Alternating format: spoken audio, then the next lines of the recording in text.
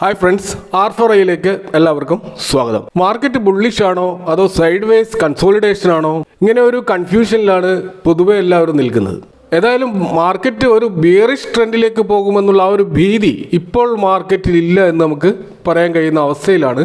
മാർക്കറ്റിൻ്റെ ആ ഒരു മാർക്കറ്റ് മൂഡ് ഇൻഡെക്സ് നമ്മൾ നോക്കിയാൽ മനസ്സിലാവുക. അപ്പോൾ അത് ഇത്ര നാളും ഒരു ഭയത്തിൻ്റെ പിടിയിലായിരുന്നു. ആ ഭയത്തിൻ്റെ പിടിയിൽ നിന്ന് ഇപ്പോൾ ഗ്രീഡി സോണിലേക്ക് മാറിയതായിട്ട് മാർക്കറ്റ് മൂഡ് ഇൻഡെക്സ് സൂചിപ്പിക്കുന്നുണ്ട്. നമുക്കറിയാം, ഇന്ന് നിഫ്റ്റി ഏകദേശം 1% ഒരു വമ്പിച്ച ഒരു അപ്സൈഡ് മൂവ് നടത്തുകയുണ്ടായി. 240 പോയിന്റ് ഉയർന്ന് ഇപ്പോൾ 24,708 എന്നുള്ള ലെവലിലേക്ക് നിഫ്റ്റി എത്തി നിൽക്കുകയാണ്. അപ്പോൾ ഇന്നത്തെ ആ ഒരു മാർക്കറ്റിലെ റാലിയെ സഹായിച്ചത് പ്രധാനപ്പെട്ട 3 ഫാക്ടേഴ്സ് സ്വാധീനിച്ചിട്ടുണ്ട് എന്നാണ് മനസ്സിലാക്കാൻ കഴിയുന്നത്. ഒന്ന്, US ഫെഡ് റിസർവ് ചെയർപേഴ്സൺ ആയിട്ടുള്ള ജെറോം പവലിൻ്റെ US എക്കണോമിയുടെ മാറ്റങ്ങളെ അത് എത്രമാത്രം അവരുടെ എക്കണോമിക്ക് പ്രതിരോധിക്കാൻ കഴിയുമെന്നതിനെക്കുറിച്ച് ചില കമൻറ്റുകൾ അദ്ദേഹം നടത്തിയിരുന്നു. അപ്പോൾ ആ കമൻറ്റുകൾ വളരെയധികം പോസിറ്റീവായിരുന്നു. അപ്പോൾ ഇൻവെസ്റ്റേഴ്സിൻ്റെ സെൻറ്റിമെൻറ്റ്സിനെ സ്വാധീനിക്കുന്ന രീതിയിലുള്ള അത്തരം കമൻറ്റുകൾ ഗ്ലോബലി എല്ലാ സ്റ്റോക്ക് മാർക്കറ്റിനെയും സ്വാധീനിച്ചു എന്ന് വേണം നമുക്ക് അനുമാനിക്കാം. കാരണം എല്ലാ സ്റ്റോക്ക് മാർക്കറ്റ് ഇൻഡെക്സുകളിലും നമുക്ക് ആ ഒരു പെർഫോമൻസ് കാണാൻ കഴിയും. അപ്പോൾ വളരെ കോഷ്യസ് ആയിട്ടുള്ള ഒരു റേറ്റ് കട്ടിൻ്റെ സൂചനകളാണ് പവൽ ആ കമൻറ്റുകളിൽ പങ്കുവച്ചിട്ടുള്ളത്. അപ്പോൾ അതിൻ്റെ ഭാഗമായിട്ട് മേജറായിട്ടുള്ള US ഇൻഡിസസ് നമ്മൾ നോക്കുകയാണെങ്കിൽ ഡൗ ജോൺസ് ആയാലും S&P 500 ആയാലും നാസ്ഡാക്ക് ആയാലും ഇതൊക്കെ അതിൻ്റെ റെക്കോർഡ് ഹൈയിലേക്ക് എത്തിയതായിട്ട് നമുക്ക് കാണാൻ കഴിയും. അപ്പോൾ ഈ ഒരു പോസിറ്റിവിറ്റി മൊത്തത്തിൽ ഇന്ത്യൻ മാർക്കറ്റിനെയും വളരെയധികം സ്വാധീനിച്ചു എന്ന് വേണം നമുക്ക് ഇന്ന് മനസ്സിലാക്കാൻ കഴിയുന്നത്. മറ്റൊരു കാര്യം, നമ്മുടെ മാർക്കറ്റിൽ അനുകൂലമായി വന്നിട്ടുള്ളത് ഫോറിൻ ഇൻവെസ്റ്റേഴ്സിൻ്റെ ബൈയിങ് ആണ്. നമുക്കറിയാം, കഴിഞ്ഞ 2 ട്രേഡിംഗ് സെഷനിൽ അവർ നെറ്റ് ബയേഴ്സ് ആയിരുന്നു. അപ്പോൾ മൊത്തത്തിൽ ഏകദേശം 5000 കോടിക്ക് മുകളിലുള്ള ഒരു ബൈയിങ് അവർ ഈ ഒരു ആഴ്ച നടത്തിയതായിട്ട് നമുക്ക് കാണാൻ കഴിയും. അപ്പോൾ ഈ ഫോറിൻ ഇൻവെസ്റ്റേഴ്സിൻ്റെ ഇൻഫ്ലോ മാർക്കറ്റിൽ ഒരു ഓപ്റ്റിമിസം സൃഷ്ടിച്ചിട്ടുണ്ട്. പ്രധാനമായിട്ടും ലാർജ് ക്യാപ് സ്റ്റോക്കുകളിലാണ് ഫോറിൻ ഇൻവെസ്റ്റേഴ്സിൻ്റെ ആക്ടിവിറ്റി വളരെയധികം ശക്തമായിട്ട് നമ്മൾ കാണുന്നത്. അപ്പോൾ അതുകൊണ്ട് തന്നെ നിഫ്റ്റി 50ലാണ് നല്ലൊരു മുന്നേറ്റം നമുക്ക് കാണാൻ കഴിയുന്നത്, അല്ലെങ്കിൽ ടോപ്പ് 100 സ്റ്റോക്കുകളിലാണ് അവർ മുന്നേറ്റം കാണാൻ കഴിയുന്നത്. അതുകൊണ്ട് തന്നെ ഇൻ കേസ് ഈ ഫോറിൻ ഇൻവെസ്റ്റേഴ്സ് അവരുടെ സെല്ലിംഗ് നടത്തുകയാണെങ്കിലും അത് ശക്തമായിട്ട് ഷോർട്ട് ടേമിൽ ബാധിക്കാൻ പോകുന്നത് ലാർജ് ക്യാപ് സ്റ്റോക്കുകൾ തന്നെയായിരിക്കും. അപ്പോൾ ഈ ഫോറിൻ ഇൻവെസ്റ്റേഴ്സിൻ്റെ ഈ ഒരു ഇൻഫ്ലോ കൂടാതെ മാർക്കറ്റിനെ സ്വാധീനിച്ച മറ്റൊരു ഘടകം എന്ന് തോന്നുന്നത് നമ്മുടെ വരാൻ പോകുന്ന RBIയുടെ മോണിറ്ററി പോളിസി കമ്മിറ്റിയുടെ മീറ്റിംഗ് ആണ്. അത് നാളെ നടക്കാൻ പോവുകയാണ്.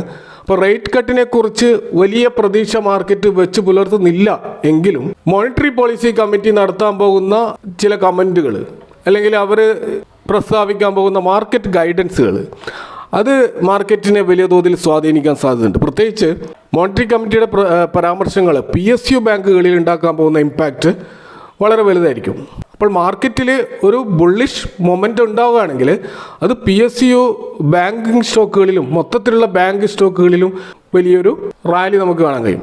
എന്നാൽ മോണിറ്ററി കമ്മിറ്റിയുടെ ഡിസിഷൻ ഏതെങ്കിലും വിധത്തിൽ പ്രതീക്ഷ നൽകാത്ത ഒരു നിരാശാജനകമായ കമൻസ് ഒക്കെയാണ് അവർ പ്രസ്താവിക്കുന്നതെങ്കിൽ വലിയൊരു വോളറ്റിലിറ്റി നമുക്ക് മാർക്കറ്റിൽ പ്രതീക്ഷിക്കേണ്ടി വരും. അപ്പോൾ അതുകൊണ്ട് തന്നെ ഈ ഒരു ഇവൻറ്റ്, വരാൻ പോകുന്ന നാളത്തെ ഇവൻറ്റ്, അതൊരു മേക്ക് ഓർ ബ്രേക്ക് സിറ്റുവേഷൻ പോലെ ആയിരിക്കും. ഒന്നുകിൽ മാർക്കറ്റിനെ അത് മുന്നോട്ടേക്ക് കൊണ്ടുപോകും, അതല്ലെങ്കിൽ താൽക്കാലികമായിട്ടേക്കും അത് താഴോട്ടേക്ക് വലിക്കാനുള്ള സാധ്യതയുണ്ട്. അപ്പോൾ ഇപ്പോഴത്തെ ബ്രോഡർ മാർക്കറ്റ് പാർട്ടിസിപ്പേഷൻ ശക്തമാണെങ്കിലും ഫോറിൻ ഇൻവെസ്റ്റേഴ്സിൻ്റെ ആ ഇൻഫ്ലോ തുടരുകയും വേൾഡ് എക്കണോമിക് കണ്ടീഷൻസ് അല്ലെങ്കിൽ ഡൊമസ്റ്റിക് മാക്രോ എക്കണോമിക് ക്യൂസ് ഒക്കെ വളരെ സപ്പോർട്ടീവായിട്ട് നിൽക്കുകയുമാണെങ്കിൽ ഇപ്പോഴത്തെ ആ മാർക്കറ്റിൻ്റെ ആ ഒരു ബുള്ളിഷ് മൂവ്മെൻറ്റും ഇനിയും തുടരാനാണ് സാധ്യത.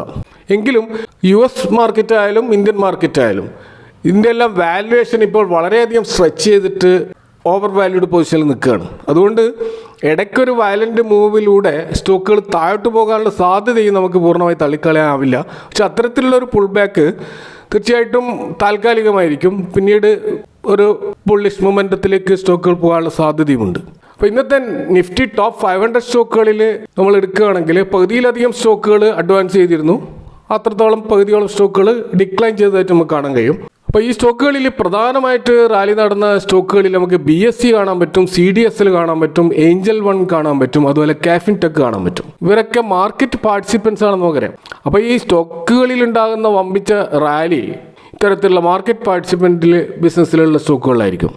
അപ്പോൾ BSE ഇന്ന് നിഫ്റ്റി 500 സ്റ്റോക്കിൽ ഏറ്റവും അധികം റാലി നടന്ന ഒരു സ്റ്റോക്കാണ്. അതുപോലെ CDSL 7% റാലി നടന്നതായിട്ട് കാണാം. ഏഞ്ചൽ വണ്ണിലും കാഫിൻ ടെക്കിലും ഇതേപോലെ നല്ല തോതിലുള്ള റാലിയാണ് നടന്നിട്ടുള്ളത്. ഇത് സൂചിപ്പിക്കുന്നത് മാർക്കറ്റിൽ ഇൻവെസ്റ്റേഴ്സ് പാർട്ടിസിപ്പേഷൻ ശക്തമാകുന്നുണ്ട് എന്ന് തന്നെയാണ്. പാർട്ടിസിപ്പേഷൻ ശക്തമാകുമ്പോൾ തീർച്ചയായും അതിൻ്റെ പ്രത്യക്ഷത്തിൽ നേട്ടം കൊയ്യുന്നത് എക്സ്ചേഞ്ചുകളും ഡെപ്പോസിറ്ററീസും ബ്രോക്കേഴ്സും ഒക്കെ ആയിരിക്കും. അതിൻ്റെ ഭാഗമായിട്ടാണ് ഈ സ്റ്റോക്കുകളിൽ നല്ല റാലി നമ്മൾ കാണുന്നത്. പിന്നെ നമ്മൾ ലാർജ് ക്യാപ് സ്റ്റോക്കുകൾ എടുക്കുകയാണെങ്കിൽ സൊമാറ്റോ ആണ് വലിയ മൂവ് നടത്തിയിട്ടുള്ളത്. 4% ഒരു മൂവ് സൊമാറ്റോയിൽ നമ്മൾ കാണാൻ കഴിയും. അപ്പോൾ നമുക്കറിയാം സൊമാറ്റോ BSE സെൻസെക്സിലേക്ക് ആഡ് ചെയ്യപ്പെട്ട സ്റ്റോക്കാണ്. സ്വാഭാവികമായിട്ടും ഇതിൻ്റെ ആ ഒരു റീബാലൻസിങ്ങിൻ്റെ ഭാഗമായിട്ട് പല പാസീവ് ഫണ്ട് മാനേജേഴ്സും സൊമാറ്റോ വാങ്ങാൻ നിർബന്ധിതമാകും. കാരണം സെൻസെക്സിൽ അവർ വരുത്തുന്ന റീബാലൻസിനനുസരിച്ചിട്ട് ഇവരും ഈ സ്റ്റോക്കുകൾ വാങ്ങേണ്ടത്. അതിൻ്റെ ഭാഗമായിട്ട് സൊമാറ്റോയിൽ നല്ലൊരു ബൈങ് ഇപ്പോൾ ദൃശ്യമാണ്.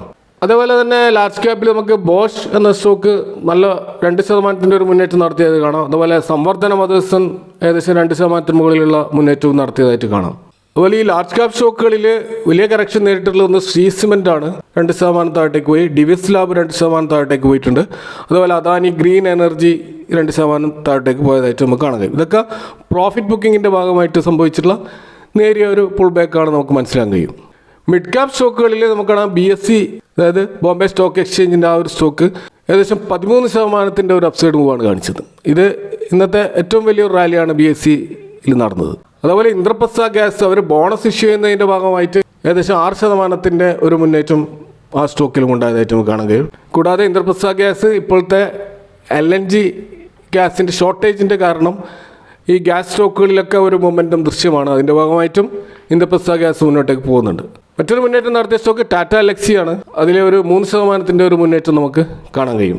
മിഡ് ക്യാപ് സെഗ്മെൻറ്റിൽ നമുക്ക് വോഡഫോൺ ഐഡിയയിൽ വലിയൊരു ക്രാഷ് നടന്നു. 4% താഴത്തേക്ക് പോയിട്ടുണ്ട്.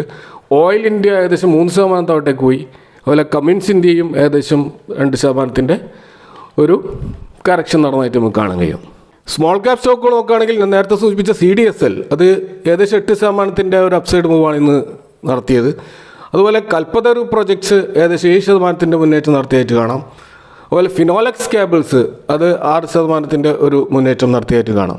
സ്മോൾ ക്യാപ്പിൽ നേരിയ കറക്ഷൻ വന്നിട്ടുള്ള ആംബർ എൻ്റർപ്രൈസസിലാണ് 3% കറക്ഷൻ അതിലുണ്ടായിട്ട്. അതുപോലെ KEC ഇൻ്റർനാഷണലിൽ ഏകദേശം 3% കറക്ഷൻ ഉണ്ടായി. അതുപോലെ ചെന്നൈ പെട്രോ കോർപ്പറേഷനിൽ ഏകദേശം 2.5% ഒരു കറക്ഷൻ ഉണ്ടായിട്ട് നമുക്ക് കാണാൻ കഴിയും. അപ്പോൾ ഇന്നത്തെ മാർക്കറ്റിൻ്റെ ഈ ഒരു മുന്നേറ്റം തീർച്ചയായിട്ടും നാളെ നടക്കാൻ പോകുന്ന ഇവൻറ്റുമായിട്ട് ബന്ധപ്പെട്ടതാണ്. അപ്പോൾ RBI എങ്ങനെയാണ് റേറ്റ് കട്ടിനെയൊക്കെ സമീപിക്കുന്നത്, അതുപോലെ RBI നമ്മുടെ ഇന്ത്യൻ മാർക്കറ്റിൻ്റെ മറ്റ് പല ഡാറ്റകളെക്കുറിച്ചും എങ്ങനെയാണ് ഇൻ്റർപ്രിട്ടേഷൻ നടത്തുന്നത് എന്നതിൻ്റെയൊക്കെ അടിസ്ഥാനത്തിലുള്ള ഒരു വോളറ്റിലിറ്റി ആയിരിക്കും നാളെ നമുക്ക് മാർക്കറ്റിൽ കാണാൻ കഴിയുക. അപ്പോൾ നാളെ നമുക്ക് വീണ്ടും കാണാം. Thank you for watching. See you next time with another video.